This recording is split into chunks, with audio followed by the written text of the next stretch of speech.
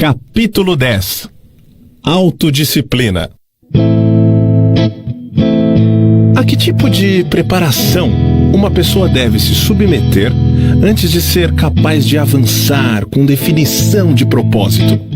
A pessoa deve ter domínio sobre si mesma. Este é o segundo dos 7 princípios. A pessoa que não domina a si mesma jamais poderá ser líder de outras. A falta de autodomínio é por si só a forma mais destrutível de indefinição. Por onde uma pessoa deve começar quando ela quer iniciar um controle sobre si mesma? Dominando os 3 apetites responsáveis pela maior parte da falta de autodisciplina das pessoas. Os 3 apetites são o desejo por comida, o desejo pela expressão do sexo e o desejo de expressar opiniões imprecisas. O homem possui outros apetites que ele necessita controlar? Sim, muitos outros. Mas esses 3 são os que devem ser conquistados primeiro. Quando um homem torna-se mestre desses 3 desejos, ele desenvolveu autodisciplina o suficiente para conquistar todos aqueles desejos de menor importância. Mas esses desejos são naturais. Eles devem ser satisfeitos se a pessoa está saudável e feliz. Tenha certeza de que eles são desejos naturais, mas eles também são perigosos, porque as pessoas que não possuem autodomínio possuem uma tendência a se alienarem nesses desejos, tornando-os vícios. O autodomínio contempla um controle suficiente, tal que todos os desejos podem ser satisfeitos de forma a cumprir com as necessidades básicas, alimentando o corpo com o que é necessário e segurando aquilo que é excesso. O seu ponto de vista é tanto interessante quanto educacional. Descreva os detalhes pelos quais eu possa entender como e em quais circunstâncias as pessoas se excedem nos seus desejos. Pegue o desejo por comida, por exemplo. A maioria das pessoas é tão fraca na autodisciplina que enche o estômago com combinações de alimentos altamente ricos, que por sua vez satisfazem o gosto, mas fazem com que os órgãos da digestão e da eliminação trabalhem em excesso. Eles colocam em seus estômagos tanto quanto quantidade, quanto combinações de comidas as quais a química do corpo somente consegue descartar, convertendo a comida em toxinas venosas. Esses venenos entopem e ficam estagnados no sistema excretor do organismo até o momento em que ele diminui o trabalho do organismo na eliminação dessa matéria de sobra. Após um tempo, o sistema gastrointestinal para de funcionar de forma saudável e a vítima acaba tendo o que se chama de constipação. A partir daí, ela está pronta para ir para o hospital. A autointoxicação pelo sistema gastrointestinal leva a máquina do cérebro a tornar-se algo como uma massa disforme. A vítima, então, fica lenta nos seus movimentos físicos e mentalmente irritada e irrequieta.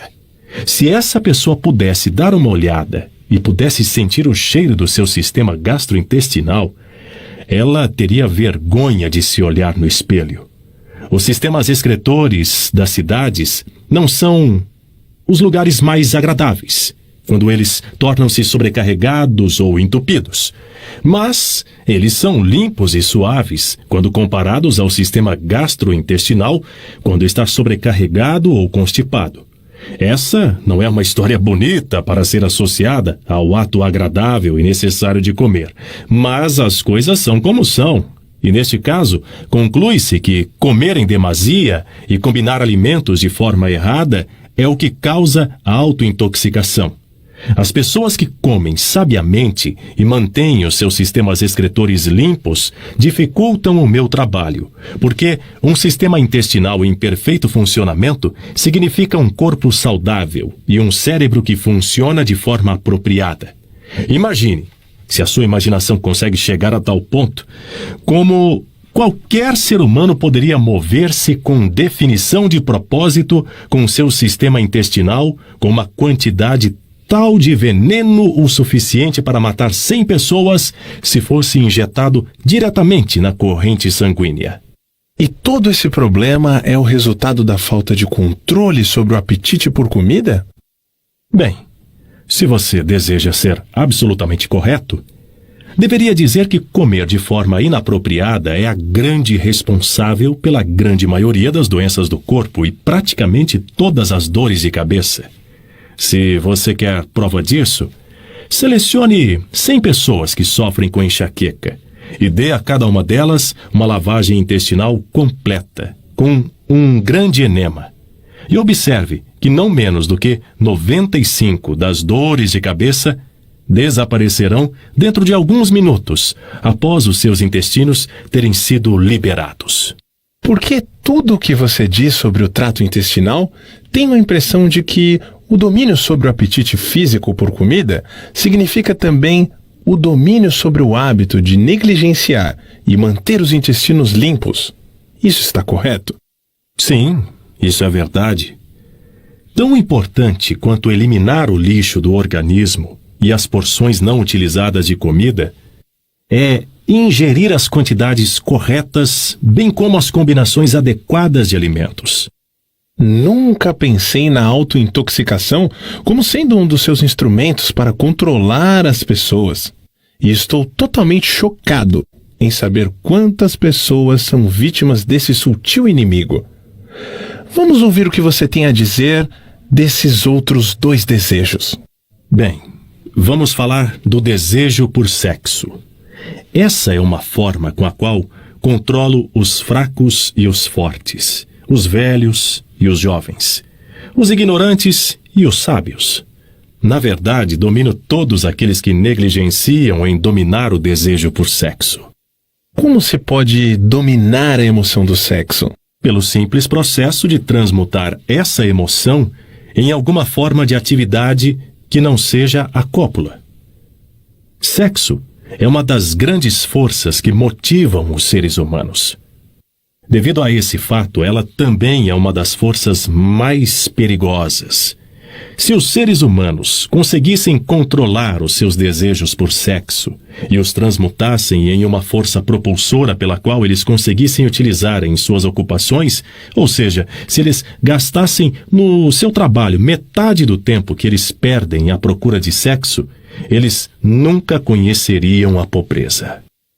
Pelo que eu estou entendendo, quer dizer que existe uma relação entre sexo e pobreza? Sim, onde o sexo não está sob controle. Se for permitido ao sexo mover-se em seu curso natural, ele rapidamente levará a pessoa ao hábito da alienação. Existe alguma relação entre sexo e liderança? Sim, todos os grandes líderes, em todos os caminhos da vida, são altamente sexuados. Mas eles seguem o hábito de controlar os seus desejos por sexo, transformando-os em uma força propulsora que os motiva nas suas ocupações. O hábito da indulgência no sexo é tão perigoso quanto o hábito de utilizar drogas ou bebidas? Não há diferença entre esses hábitos. Ambos levam para o controle hipnótico através do hábito da alienação. Por que o mundo olha para o sexo como algo vulgar? Devido ao abuso vulgar que as pessoas fizeram dessa emoção, não é o sexo que é vulgar, é o indivíduo que negligencia ou se recusa a controlá-lo e guiá-lo. Você quer dizer, pela sua afirmação, que não se deve satisfazer o desejo por sexo? Não, eu quero dizer que sexo, como todas as outras forças disponíveis para o homem, deve ser entendido, dominado e feito para servir ao homem. O desejo por sexo é tão natural quanto o desejo por comida. Esse desejo não pode ser aniquilado, assim como não se pode parar um rio de fluir. Se a emoção do sexo fosse desligada de seu modo de expressão natural, ela se quebraria em outras formas menos desejáveis, assim como um rio, se represado, procura quebrar e fluir na volta da represa. A pessoa que possui autodisciplina entende a emoção do sexo, a respeita e aprende a controlar e a transmutá-la em atividades construtivas. Quais são os prejuízos decorrentes do desejo excessivo de sexo? O maior dos danos é que ele priva a fonte de uma das maiores forças propulsoras do homem e gasta, sem uma compensação adequada, a energia criativa do homem. Ele dissipa a energia necessária pela natureza para manter a saúde física. O sexo é a força terapêutica mais útil da natureza, mas, em excesso, diminui a energia magnética, que é a fonte de uma personalidade atrativa e agradável. Ele remove o brilho dos olhos e acaba gerando discórdia no tom de voz de uma pessoa. Destrói o entusiasmo, acaba com a ambição e leva, inevitavelmente, para o hábito da alienação em todos os assuntos. Eu gostaria que você respondesse a minha questão de outra forma, dizendo-me quais os fins benéficos que a emoção do sexo pode trazer, se for dominada e transmutada. O sexo controlado fornece a força magnética que atrai as pessoas uma para a outra. É o fator mais importante de uma personalidade agradável. Ele dá qualidade ao tom de voz e capacita uma pessoa a conseguir, através da voz, incitar um sentimento desejado. Ele serve, melhor do que qualquer coisa, para dar força motivacional aos desejos de uma pessoa. Ele mantém o sistema nervoso carregado com a energia necessária para dissipar a energia através de todo o corpo, mantendo-o funcionando apropriadamente. Ele afia a imaginação e capacita uma pessoa para criar ideias úteis. Ele fornece agilidade e definição para os movimentos físicos e mentais. Ele fornece à pessoa persistência e perseverança na busca por um objetivo maior na vida. Ele é um grande antídoto para todas as formas de medo. Ele fornece imunidade contra o desencorajamento. Ele fornece resistência física e mental nos momentos em que se passa por alguma forma de fracasso ou revés. Ele fornece as qualidades necessárias para lutar sob quaisquer circunstâncias, aumentando a capacidade de autodefesa. Em resumo, ele faz vencedores e não perdedores. Essas são todas as vantagens que você afirma estarem relacionadas à energia do sexo controlado? Não. Elas são somente alguns dos benefícios mais importantes que ele fornece. Talvez alguns acreditarão que a maior de todas as virtudes do sexo é que ele é o método que a natureza utiliza-se para a perpetuação de toda a vida no planeta.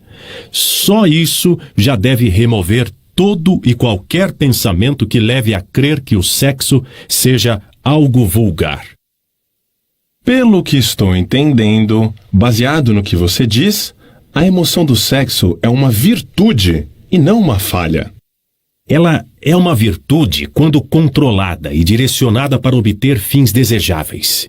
Ela é uma falha quando negligenciada e quando se permite sair do controle e levar-nos a atos de luxúria. Por que essas verdades não são ensinadas para as crianças, através de seus pais e das escolas?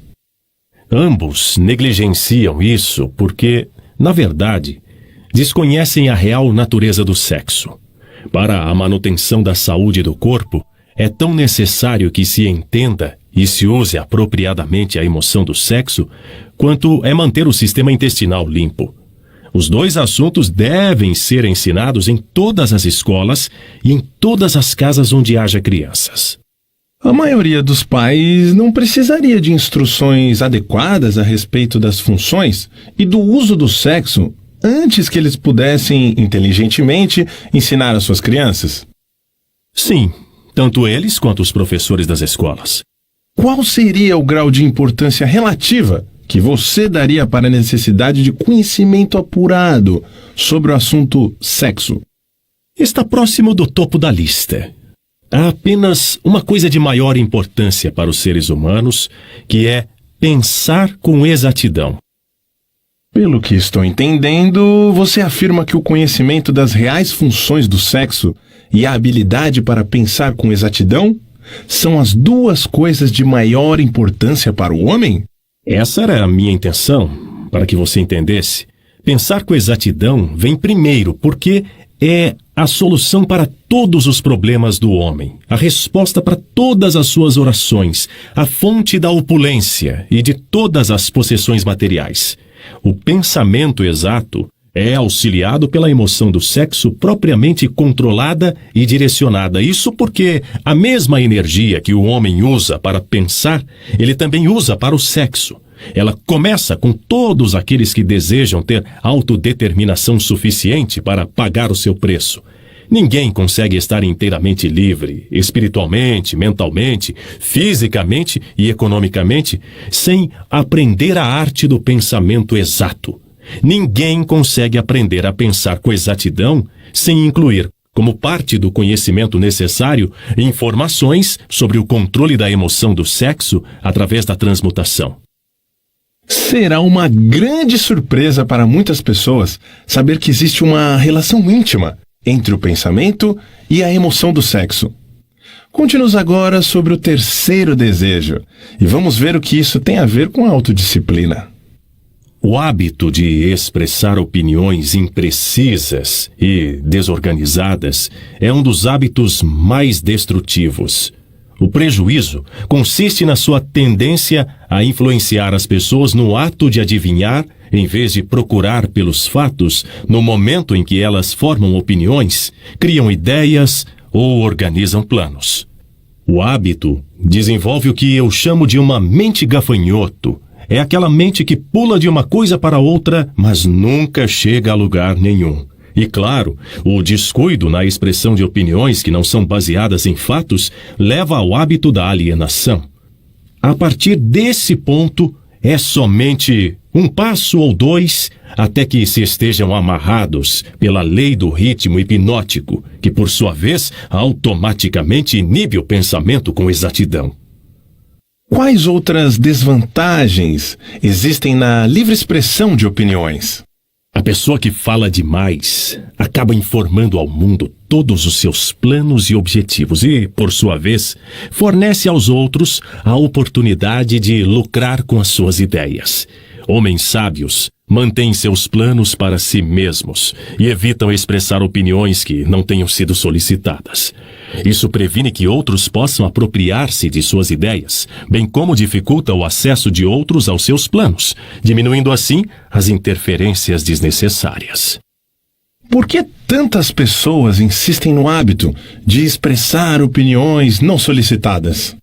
Esse hábito, na verdade, inclui em si mesmo um modo de expressar egocentrismo e vaidade. O hábito da autoexpressão é inerente às pessoas. O motivo por trás do hábito é atrair a atenção de outros e impressioná-los favoravelmente. Na verdade, ele possui justamente o efeito contrário. Quando aquele que se convida a falar atrai a atenção, geralmente ele atrai para si condições desfavoráveis. Sim. Quais são as outras desvantagens desse hábito? A pessoa que insiste em falar demais raramente tem a oportunidade de aprender ouvindo outros. Mas não é verdade que um orador que possua uma aura magnética normalmente coloca-se no caminho da oportunidade para beneficiar a si mesmo, atraindo a atenção de outros através do poder da sua oratória? Sim. Um orador que possua o dom da fala realmente possui um ativo de tremendo valor na habilidade de impressionar as pessoas pelo seu discurso. Mas não consegue fazer o melhor uso desse ativo se forçar o seu discurso em pessoas que não solicitaram a sua fala. Nenhuma outra qualidade acrescenta mais à personalidade de uma pessoa do que a habilidade de falar com emoção, força e convicção. Mas um orador jamais deve impor o seu discurso sobre outros sem ter sido convidado a fazê-lo. Há um velho ditado que diz que nada vale mais do que o seu verdadeiro custo. Isso se aplica tanto para a livre expressão de opiniões que não são bem-vindas, quanto para as coisas materiais. E sobre as pessoas que expressam as suas opiniões de forma voluntária, através da escrita? Elas também sofrem da falta de autodisciplina? Uma das piores pestes presentes na Terra é a pessoa que escreve cartas deliberadamente para pessoas públicas de alta proeminência. Políticos, estrelas do cinema, homens que foram bem-sucedidos nos seus negócios, ou até mesmo escritores de livros best-sellers, e ainda pessoas cujos nomes aparecem seguidamente nos jornais, são frequentemente assediados por aqueles que escrevem cartas expressando as suas opiniões dos mais diversos assuntos. Mas escrever cartas não solicitadas é uma forma inofensiva de encontrar o prazer através da autoexpressão, não é? Que tipo de dano uma pessoa pode causar por esse hábito? Hábitos são contagiosos. Todo hábito atrai um conjunto de hábitos relacionados. O hábito de fazer qualquer coisa que seja inútil leva à formação de outros hábitos que também são inúteis, especialmente o hábito da alienação. Mas esses não são todos os perigos associados com o hábito do prazer em escrever opiniões não solicitadas. O hábito cria inimigos e coloca em suas mãos armas perigosas, pelas quais podem causar grandes transtornos àqueles que insistem em mantê-los. Ladrões, estelionatários e vigaristas pagam altos preços pelos nomes e endereços de escritores desse tipo de cartas, porque, conhecendo-os como eles os conhecem, acabam tornando-se vítimas fáceis de todas as formas de esquemas que resultam na perda do seu dinheiro. Eles referem-se aos escritores de tais cartas como doidos. Se você deseja saber o quão idiotas essas pessoas são, leia a seção de cartas de leitores de qualquer jornal, a coluna na qual o jornal publica opiniões voluntárias de seus leitores, e você verá por si mesmo como os escritores de tais cartas antagonizam pessoas e trazem para si a oposição de muitas outras. Eu não tinha ideia, Sua Majestade, de que as pessoas podem criar tanta confusão apenas expressando opiniões não solicitadas. Mas agora que você trouxe o assunto à tona, lembro-me de ter escrito para o editor de uma proeminente revista uma carta de crítica, que obviamente não havia sido solicitada, e que no futuro custaram-me um belo trabalho e um emprego na sua empresa, que me geraria um alto salário. Esse exemplo é perfeito. O lugar adequado para começar a autodisciplina é exatamente onde você está. O modo para começar é exatamente reconhecendo a verdade de que não existe nada para sempre, ou nada de diabólico, exceto o poder da lei natural, em toda a criação e em todos os universos. Não existe nenhuma personalidade individual, onde quer que seja, através de todos os universos, que possua o mais ínfimo poder para influenciar um ser humano, exceto a natureza e as próprias pessoas por si mesmas. Não existe ser humano algum, agora, vivendo ou que já tenha vivido, e absolutamente ser humano algum que venha a viver em qualquer ponto do planeta, que tenha o direito ou o poder de privar o outro de seu privilégio de exercitar o pensamento livre e independente. Esse privilégio é o único sobre o qual qualquer pessoa pode ter controle absoluto. Nenhum ser humano adulto jamais perde o direito da liberdade de pensamento, mas muitos perdem os benefícios desse privilégio, ou por negligenciá-lo, ou porque já foi tirado deles por seus pais ou instrutores antes mesmo da idade do entendimento. Essas verdades são autoevidentes, não menos importantes, pelo simples fato de terem sido reveladas a você pelo diabo e não pela minha oposição.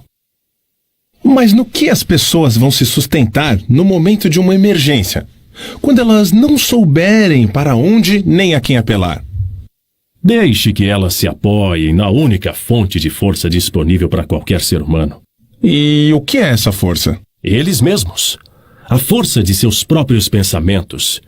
A única força que eles podem controlar e na qual eles devem se sustentar.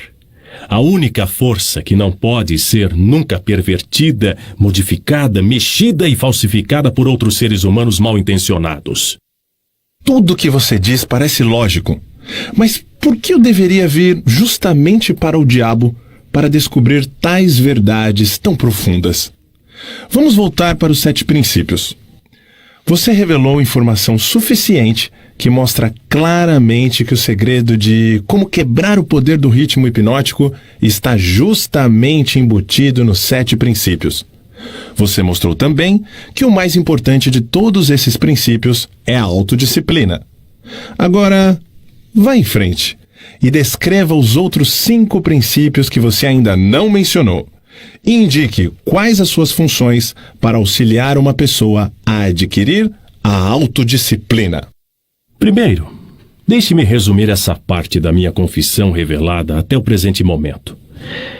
Eu lhe contei francamente que meus 2 instrumentos mais efetivos para dominar os seres humanos são o hábito da alienação e a lei do ritmo hipnótico.